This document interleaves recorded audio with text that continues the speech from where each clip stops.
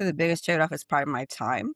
If I can't Probably time and energy, if I can't really see my hands, I kind of calculate I made 15,000 bags of pistachios, and I made them by hand. I have calluses on my hand. But it was like that moment because I never really kept track in a way. So I was like, wait, I want to calculate how much, I've done. So it's ending up around that 15,000 mark. So now it's like, it's viable. We have a viable business. We're doing things. But, now it's like, how can I make this better? How do I bring people into, this business? So the trade-off was doing this all for the most part, say the production wise, by myself. In the beginning, I thought, yeah, I'm gonna have a, manufacturer do it. But I'm like, it didn't quite work out the way I thought it would work out. So started doing it by hand. That's why I went to the commercial kitchen. Welcome to the Tradeoff, where leadership, systems, and lived experience meet. I'm Roslyn Smith. When people talk about entrepreneurship, they often focus on the founder, the person with the vision, the person who took the risk, the person who bet on themselves. But behind every successful entrepreneur is usually something bigger: mentors, networks, access to capital, technical assistance, community support, and organizations willing to invest in potential before everyone else sees it. For Caribbean Heritage Month, we're exploring the intersection of culture, entrepreneurship, and economic mobility through the story of one entrepreneur who is building a business in the competitive food snacking industry, and one organization working every day to help founders move from idea to execution. Joining me today are Keesha O'Galdez, founder of Live Loud Foods, and Emma Myers, Senior Director of Small Business Programs at Hot Bread Kitchen. Ladies, thank you both for being here today. Thank you. Thanks, Roslyn. So, before we talk about products and entrepreneurship, I want listeners to get to know you, Keesha. So, just tell us about yourself. Where did you grow up? Who shaped your outlook on life? What role did food play in your household growing up? Oh, that's a good one. Well, since we're celebrating Caribbean, Heritage Month, my family's from Belize in Central America. Grew up in the Bronx, so definitely I know you're from the Bronx as well, Roslyn. XX. I would say the role that food for me was my chore. The thing I had to do, like after school and after volleyball practice, is like make sure that food was on the table by the time my father got home. So trust me, I was reading backs of recipe books and just like, I need to figure out something. Cause for me, it was like always like the experimentation, of food. And let me ask you this: how did that upbringing like influence you? Like, did you know from an early age that entrepreneurship was something you always envisioned for yourself? No, for me, it was that bug probably didn't hit me until my 20s. I would say in my teens, I was really good at math and science. So that's why I leaned into engineering and tech. A lot of women weren't in those fields, growing up either. So just always in these fields, like where there aren't that many of us, there, and just kind of being in college. Right, food came naturally, so it wasn't really a career path that I saw for myself or was even considering. And so I'll say fast forward, right, working in operations, program management, and everything, it came to a point where being in corporate America in 2008, when the market crashed, I had the opportunity to kind of revisit everything. What did I want to do? It's like, you know what? I can start my own business. What do I want to deal with? What do I like to do? Food.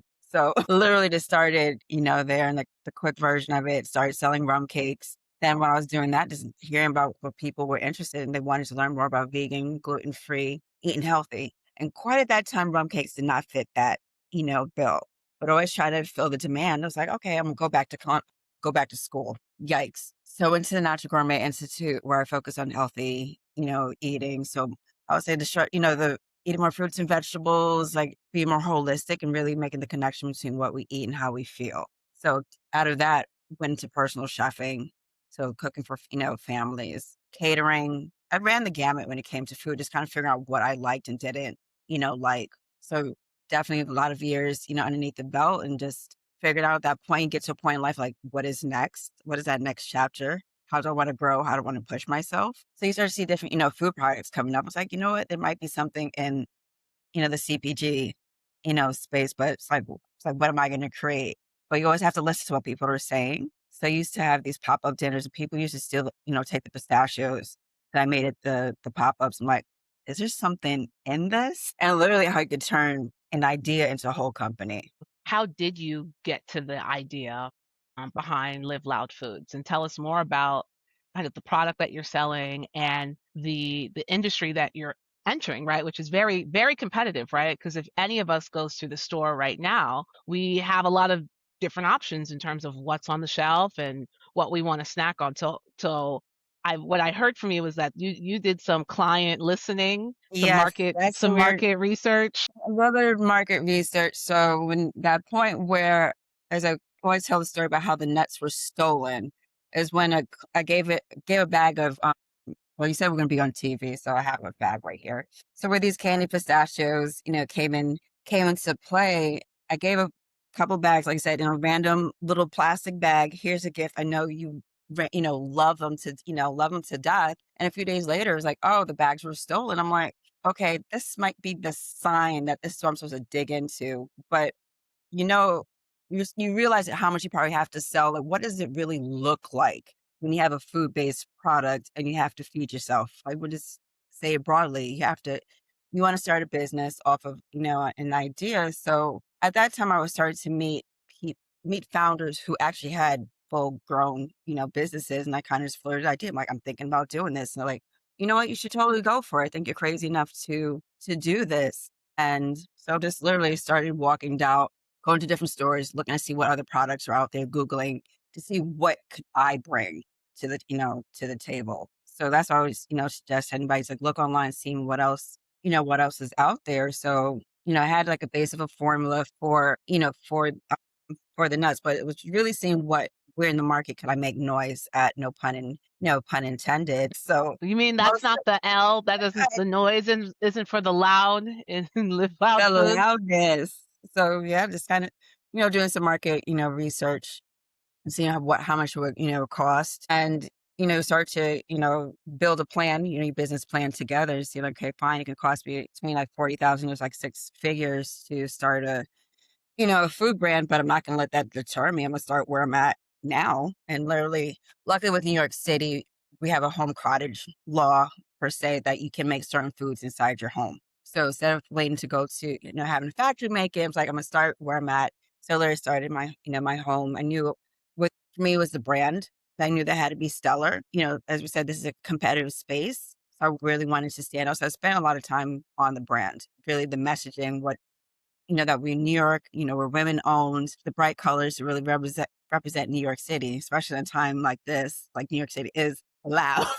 It is. It is. It's loud. So that was back in 2024. And also, like I said, you start to meet people who are in the industry. And that's how I got plugged into Hot Bread, Kitchen. Definitely at that pivotal point. Like, all right, I'm having a little bit of movement, but I know I can't be at home forever. Knowing that some of my pain points was get into a commercial kitchen to scale up, my recipes. Like you just figured out I'm in a studio apartment. My stovetop is like what this big. How much can I realistically, make? But it's going through that proof of concept stage. So at least we know it tastes good. Here's the branding. This is what I'm doing, but this is not going to be a forever, moment, for me. So kind of getting into the start program was like, I was like the game changer. Having the support to get into the kitchen, the subsidy for if you ever look at how much it costs to produce and to rent out a kitchen, all these upfront, costs can hinder a business from growing. And so to that point, I think a lot of people will look at social media and get this impression that entrepreneurship is glamorous, Mhm. right? But I'm listening to you and as someone who also lives in New York, I have found myself literally fighting for every inch space in my apartment to try to fold something or store higher. And so I can't Right? imagine having like a product production in my home that comes with its own investment in terms of what you're giving up in terms of space, mental Mhm. capacity, freedom of movement. So I would love to understand, before Hot Bread Kitchen, because I know we're going to get into the incredible work that they do, but just so that we can have a real conversation about what is harder than people realize, and what do you think keeps a lot of founders up at night? Geez, that's like a loaded that's a loaded question. Like you said, like you see the glamorous part, like, oh look, my product's on shelves, or or if you're at the farmer's market, we're all smiling, giggling, like, hey, it's kind of like, right. Do I have enough money? I would say cash flow is definitely the big thing that keeps a lot of us, at night when we're sitting there.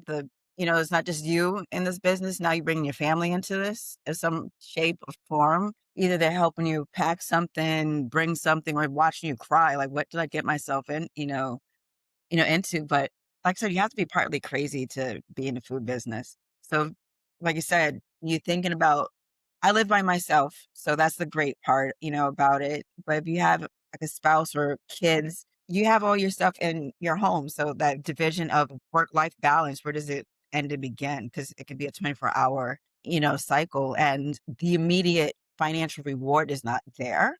I think that's the biggest, thing too, because you constantly reinvest. If you're truly a bootstrap company, not going for like outside investments, we'll take those types of companies and we'll put them to the side. If you say I'm tapping into savings, your credit cards, because you're always buying something. Oh, I need a tent for this. Oh, I need to say run Facebook ads. I need to pay for this pop up. I need to pay for this, and this. And you expect your product now to pay for all of that. At what point do you're like the last on the totem pole to probably get paid. So that's definitely, Wow. the thing is definitely money that keeps you, up at night. It's like running like, a hamster wheel. So you figure So it out. I want to bring Emma into this conversation because a lot of times success stories get told as though they happened in isolation, right? And so I think entrepreneurs, they rarely succeed alone. And so I would love to hear from Emma more about, Hot Bread Kitchen, the mission, and kind of, the journey that you've been through with Keisha's brand. Yeah, absolutely. And before I dive into hot bread, I'll say for those who are listening, if you haven't tried Live Loud Foods, I like live craving these nuts and you should go try them too. So, a bit about Hot Bread Kitchen. We are a nonprofit organization here in New York City. We started as a social enterprise bakery in 2008 and we're really small kind of business when we were founded that brought together women from all over the world to kind of like bring their own personal history and cultural heritage into kind of bread making and into pastry. We have evolved a lot in our nearly 20 years as an organization, but our mission remains the same. It's to create economic opportunity through careers in food and like good careers in food that can really kind of be uplifting and kind of give people opportunity. We do that through a couple programs. We offer culinary training to help people move into positions in kitchens at food businesses across the city. We offer upskilling trainings that are designed to help managers in food businesses become better managers and kind of, I think, drive a movement towards quality jobs in the food industry, which I think, unfortunately, the industry is like known for the opposite. So, like, how can we move the needle on that a little bit? And then our third kind of set of programs live in our small business incubator, which is how we met Keisha and Live Loud Foods. We run three programs in our incubator. Seed, which is helping people design kind of who are like very early stage or maybe even like pre-launch design their business model and kind of develop a roadmap to launch. Start, which is the program that Keisha has mentioned already, which is helping businesses transition from cottage production at home or even potentially informal production. Cottage laws in New York that make it relatively easier than in some other states to start a business from your home. But there are also still restrictions on certain ingredients and cooking processes that they can't be licensed at home. So we meet a lot of businesses that are kind of operating a little informally because they're testing their concept, but they know they really need to get into a commercial kitchen if they're going to actually start a business. We help in Start, we're helping people transition into a commercial kitchen through financial assistance that Keisha mentioned and just working capital in your first year founding a business. Not even first year, like in your first few years founding a business can be such a constraining factor. But then also through the financial and operational planning to start to grow and then the market connections to start to bring in revenue to sustain your business in the longer term. And then our last program is Scale, which is geared towards businesses that are up and running to access external capital to grow. Yeah, I'm gonna pause there. I am so passionate about empowering women. So I love the mission of Hot Bread Kitchen, and I have the opportunity to attend your annual gala 2 years in a row now. And I'm always impressed and inspired and very much full in the literal sense when I leave that event each year. And not only that, I think there's a cultural component here that is rare because I think there's a lot of nonprofits and people doing amazing work out there. But in particular, I think there's a story about for generations how food has been one of the ways immigrants from many different communities have created opportunities for themselves, not just in this country, but across the world. So, Keisha, I would love to hear a little bit more about just how your heritage even influenced the actual product that you make, the flavoring, how you went about packaging, and maybe how you're currently distributing the product. Right. And right. So I was like, we started with pistachios, but the flavor was the dinner was actually a taste of Africa. And so it was like a more Moroccan, Northern Mediterranean aspect that came to it. But for me, my background, I love cooking throughout different cultures. So even though, my family is from the Caribbean, I love diving into other places. That's how I get to learn about different people is through their food. So when developing the nut brand, I was like, I'm a chef. I can sit here and think of flavor combinations for days. But thinking I'm a New Yorker, New York is so diverse with people. I'm like, let's go with global flavors. So since the pistachios was like, say, the OG, so that's the one that kind of started it off. What other flavors do I want to develop? And I was like, oh, sweet and spicy. And then jerk, was like the first thing for the spicy component that came to mind. So I basically a head nod to the Caribbean was for the jerk nuts and just kind of making a healthier spin off of it. So if the world is mine, right, my whole line would be finished with different basically having like a little passport moment going to different cultures through nuts. And I think it's interesting because with the Caribbean region in particular, there's been so much migration from other cultures. I think like my family is Jamaican, and we have the saying that out of many, one people, because there's so many folks that Right. have migrated. And then even when we think about things like the Panama Canal and so forth, so there's so many cultures that have made an imprint on that region of the world. And then for those of us who have gone on and say migrated to even other places, getting to experience different cultures in another environment and taking the best of what we experience and combining it into something, it's truly incredible. For people who are out there listening that maybe are starting off the way that you did. They're in their kitchen and they believe that they have a great product and they want to scale. What advice do you have for them and maybe help people understand that, like, how do you actually get a product on the shelf? Let's see. So that's kind of the second part of your question, right? Is like, where am I selling? And I guess it's like you have to be like brutally honest, because I think we're not on. We don't have somebody who's honest with us when we're starting. A lot of us in business, like, oh, I got a great product, or I'm a great caterer, or I'm a great cook. I can do this, and then you realize like how hard it is to really do it. Do it. You can do something the days you don't want to do it, then keep doing it. That's part of the advice. Like, should you even do it? I think goes back to one of the programs, like in the beginning, is sometimes you have to make a plan to realize sometimes how you want to do it or not do it. Because you need to get a certain amount of information to say, okay, I can do this, or how I want to do it. Surround yourself with mentors, people who have done it and can help guide you to where you think you want to go.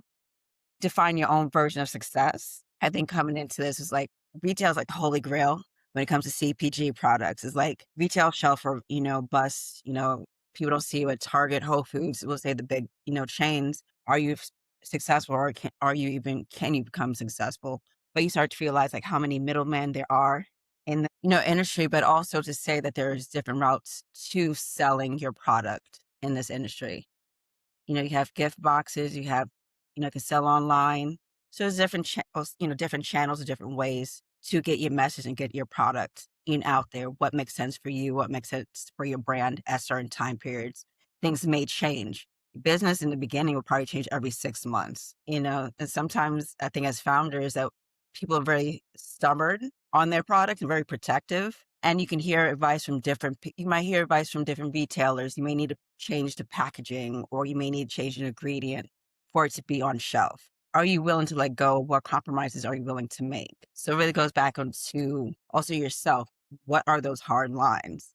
Ask somebody at a retail the other day, or would you mind taking off Softly season in the Bronx? That was if not acting for me for millions of bags, I was like, no, but because that's being in New York is what the brand's about. Like, why would I actually take off, that tagline? So how you actually get on shelf, that's a whole other process. But we'll say if you have everything you need with your product, you went through your inspections and everything that you need. So you have a shelf viable, product. You need a sell sheet. So when you give it to a buyer, on the other end for the retailer, you can have a certain conversation like, this is my product, this is what I see you probably are having.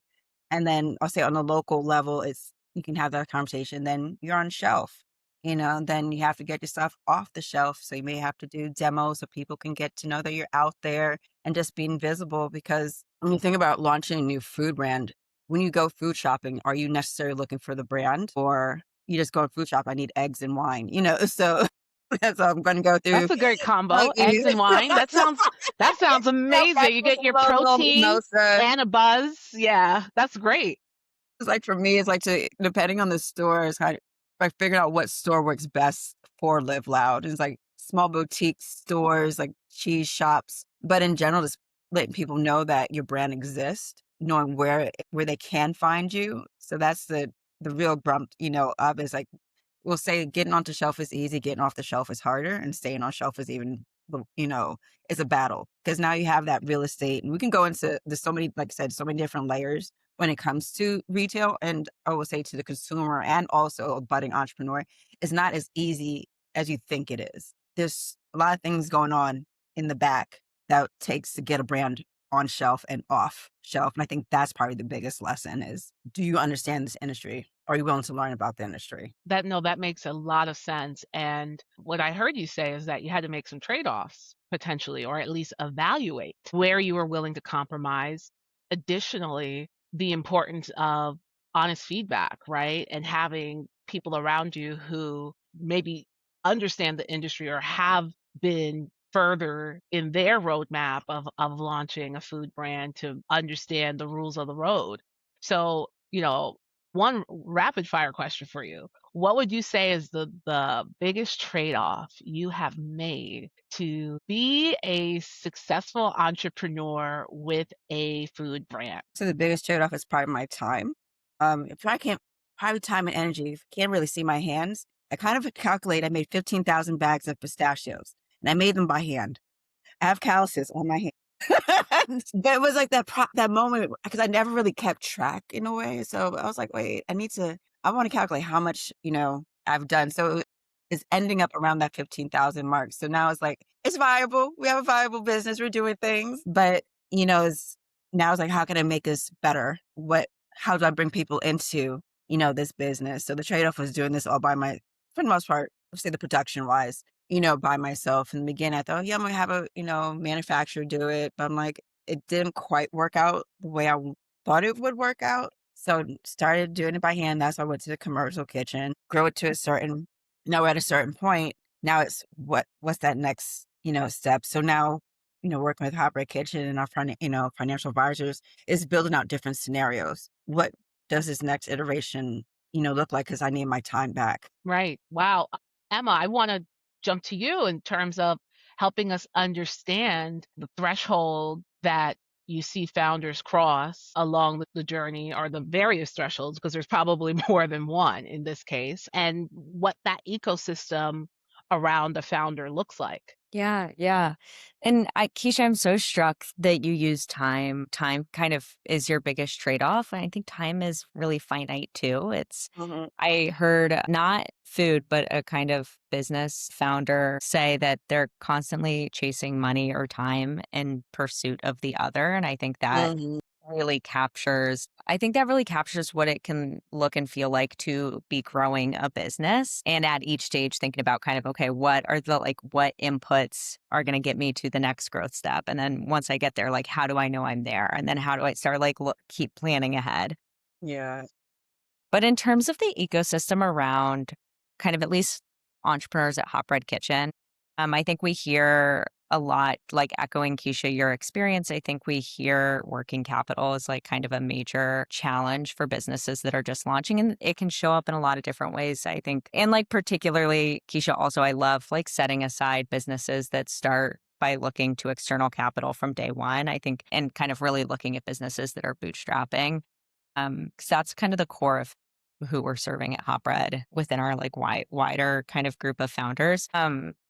And so I think working capital can be a huge challenge. That can look like the ability to take on a larger order that could kind of start to catalyze growth, but not having the money in the bank to put towards the like kind of ingredients and the costs to fulfill that order. And thinking about, do I want to put this on a credit card? Like, when am I going to get paid back for this order? I think it can also look like making the decision to move into a shared commercial space of some sort, and that first step into kind of more commercial production. And then of course comes up again, it's such a through line. I think it comes up again as businesses are thinking about, like, am I okay, like Keisha, I've like watched you pack bags of your nuts, like you've been doing this by hand, but kind of we're starting to have conversations about like, what does it look like to work with a co-packer, and like, how does that impact the financial picture I've built of my business and the types of sales channels I'm personally, all these questions come together. So I think that's a kind of big piece, like in the ecosystem around like the founders we work with. Two more I want to shout out quickly are, I think, like access to really actionable information when you need it. There's so many, Keisha, in your example too, I think it really stood out to me. There's so much input.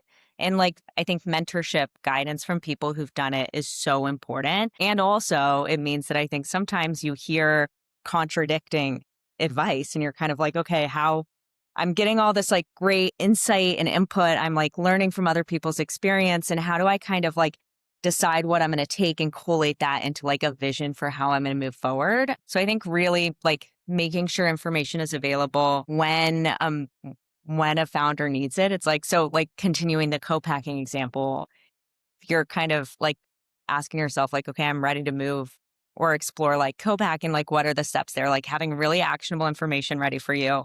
That's, I think, critically like largely like accessible to you, like at your own time of day, at your own pace, like not through a super, I don't know, I say this running programs, but not through a super structured program. Cause Yeah. like when you're doing that research, might not be at the time that the webinar is happening, So like, how do we make information like really accessible and quick and digestible? And then I think just the community piece is like, I think the most like inspiring, I think, memories for me at Hot Bread have been moments where like all of our members are in a room together, like whether like supporting each other, whether that's like hyping each other up. I see that all the time, or like kind of being someone you can commiserate with or a shoulder to lean on. I think that, I don't know, Keisha, you often say entrepreneurship is lonely. I've heard No, you. I say no. I'm trying to be the post child to say entrepreneurship is not lonely. Okay, love it. It's not I love lonely. that. Oh, no, we might have to You wanna touch on that let's dig into because this. Yes, we can dig into that one because usually the narrative is entrepreneurship is lonely. We paint the picture of this sad entrepreneur like going through this path. Like, I'm like, why would somebody want to choose that for their, themselves? But that's the picture we paint, and probably see so many, Instagram posts about it. And I'm like, no, it's not lonely, and should it?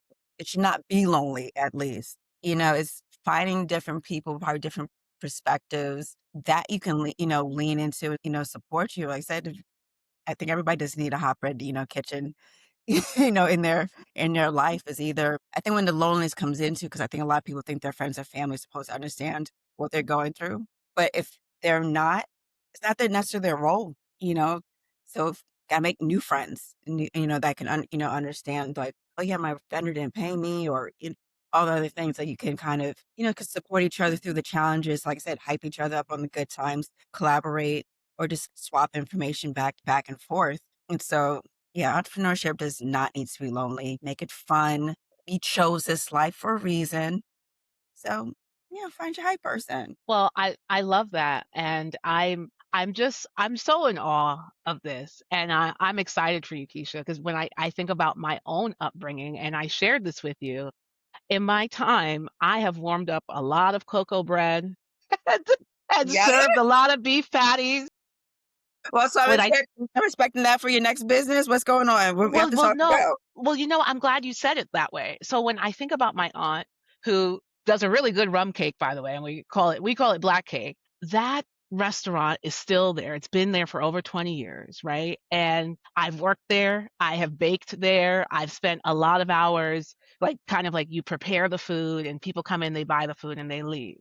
And they love the way that they do things. If I went to my aunt and said, "Oh, well, let's package She's let's like, what? package No, some of," I know. She'd be like, I think you're doing a little too much." Like, it's just it's just interesting to me when I think about the different generations. And my aunt is from that generation of people who, migrated to this country, and having this restaurant and sharing her, culinary expertise, which is more or less kind of learned on her own, is incredible. Like, I'm proud of what they've done, but I also recognize so much of what you're doing, I think, is a part of, like, an evolution and continuation of legacy and culture in a new way. And it's not to say that there are many people who have, maybe packaged products that have a cultural influence, but to say, like, hey, as an individual person outside of a well-established brand that we all know, like,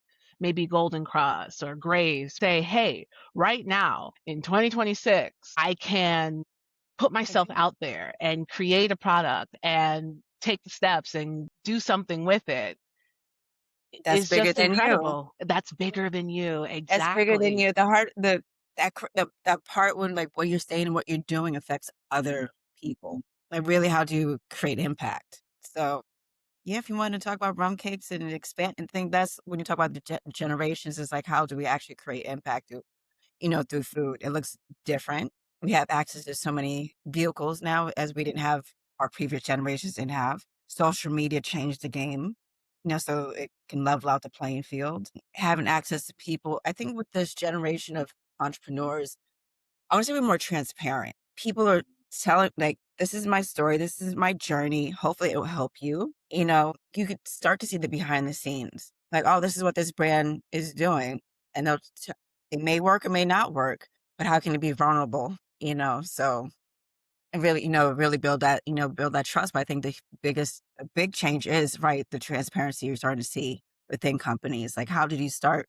Right. I came from an idea, now I'm on shelves. There's a lot of, like I said, there's so many different layers. We could be here all day talking like, right, how do you start a food brand? And that's like, thank goodness for Hot Bread Kitchen because it really is an ecosystem. I think that's kind of where we dialed into it. It's I'll say one of the biggest things is right. They recognize that we are individuals. Most of us, it's just us running our business as opposed to going through like a formalized program where everybody thinks like, all right, 9 to 5, or, here's your class, here's your output, 6 months. Whoo, look, Walmart here I come, but it's like, okay, shoot. You realize I think you see it sometimes on Zoom calls. We're all in the kitchens taking a Zoom, a Zoom meeting. So I think they meet us where we're at, respectfully. We can't submit something in. How can we help you help yourself? And have that, certain candid conversations that there is life and our business as well going on at the same time. So it's very supportive, and I would say non-threatening. It's like there's so much to learn and so much to know, and I feel like there's certain other places you have to come up extra polished before you step into have certain conversations. I feel like at Hot Bread Kitchen we come up messy, they'll polish you up, like, all right, now you can have these conversations with certain people. So it really is, like I said, a learning process and to be humble. Like, I don't know this. This is where I think I want to go, and to help filling those blanks in between. Right. And like you said earlier, having people around you that are honest and willing to challenge you, because that's the only way to grow. I think sometimes we know what we know and we know how to do what we know how to do. And it's just being open to tweaking and transformation and the things that are going to help you accelerate. And speaking of acceleration and expansion, when you think of Live Loud Foods, 5 years from now? What does that vision look like? Woo! I know. Sometimes just try to make it to the end of the day. Oh my God. Right. So you think about 5 years, 5 years from now, like what could that possibly look like? And I feel the vision keeps changing because you keep want to, grow and expand and, definitely what are the food products and, it'd be definitely more a different line of, food products that would definitely go underneath, the brand. So it won't be always nuts. That's why, for me, it was like live loud foods, not just live loud nuts. I can definitely, probably tell you that, but just like I was like constantly tapping into that New York City, energy, no matter what we do. And that's like just resiliency, the different partnerships that can evolve within 5 years. So I don't exactly know what 5 years, why I should have it on some kind of magical spreadsheet. I don't have the crystal clear vision, but it's definitely gonna be bigger than what we are today. And the woo-woo side of me is like, "Oh, well, you're co-creating with the Yeah. universe."